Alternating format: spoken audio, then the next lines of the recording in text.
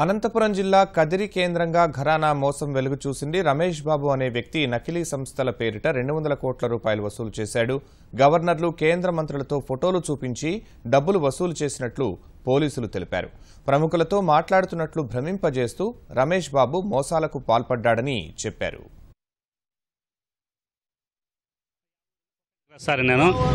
మేము మా స్వదేశీ బ్యాంకు స్వదేశ్ గ్రూప్ తరఫున సూపర్ మార్కెట్ పెడుతున్నాం. ఈ బజార్స్ అంటారు. ఈ బజార్స్ పెడుతున్నాము. మీరు ఏమైనా పెట్టుకుంటారంటే సార్ కొక్కంటి క్లాస్ నాకు ఇవ్వండి అని అడిగాను. సరే బాబు ఏమి నీ పరిస్థితి, ఆర్థిక పరిస్థితి? సార్ ఒక 5 లక్షలు పెట్టుబడి పెడతాను సార్ అన్నాను. సరే నువ్వు వచ్చి మా దాంట్లో అకౌంట్ ఓపెన్ చేసుకో, పాన్ కార్డు, ఆధార్ కార్డు అనేది తెచ్చి అకౌంట్ ఓపెన్ చేసుకో, 1 లక్ష కట్టమని 50,000 కడతా అంటే 50,000 కట్టేశాను. జనవరి 13వ తేదీ అకౌంట్ ఓపెన్ చేస్తానన్నాడు. 50,000 చెక్ ఇచ్చాను. 50,000 చెక్ ఇస్తాను. నాకు అలాట్మెంట్ ఆర్డర్ ఇచ్చారు. ఇది 50,000 తీసుకున్న తర్వాత నాకు అలాట్మెంట్ ఆర్డర్ ఇచ్చాడు. నీకు షాప్ కన్ఫర్మ్ చేశాను, కొక్కటి క్రాస్దని ఇది చేశాడు.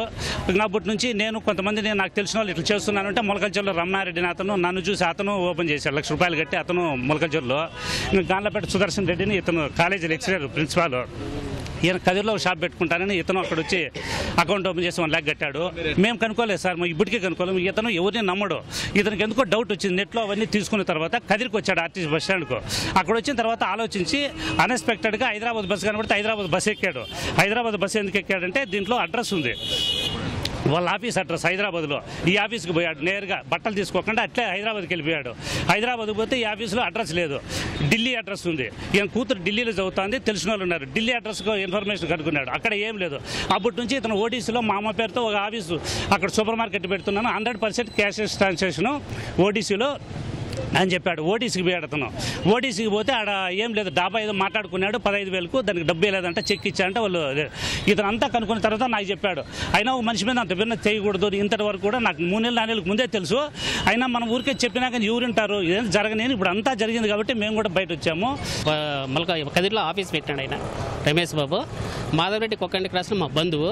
మాధవరెడ్డి తరఫున మేము మలకల్చూరులో పెడతామని పిలుచుకొచ్చినాడు. సరేలే రూమ్ చూసి మాదే ఓన్ హౌస్ మలకల్చూరులో. ఫస్ట్ మీరు 50,000 కట్టమన్నాడు. మార్చి 9వ తేదీ 50,000 కట్టినాము. జనవరి 9, మళ్ళీ మార్చి 24 50,000 కట్టినాము. మళ్ళీ మొన్న 10 రోజులు వచ్చి ర్యాక్స్ ఇస్తాను, బిల్లిచ్చి దగ్గరలో ఓపెన్ చేస్తామన్నాడు. ఇంతవరకు అతిలే గెత్తిలు అడిగితే ఇప్పుడు మళ్ళీ ఈరోజు అడిగితే 20 రోజుల తర్వాత ఇస్తాలే అంటాడు. మళ్ళీ ఈరోజు స్టేషన్లోకి పోయినా 20 డేస్ గడువు ఇవ్వండి అన్నాడు. లేదు మళ్ళీ సార్ రఘునాథ్ తెలుసు, మీరు రాండి అంటే వచ్చినాను ఇక్కడ.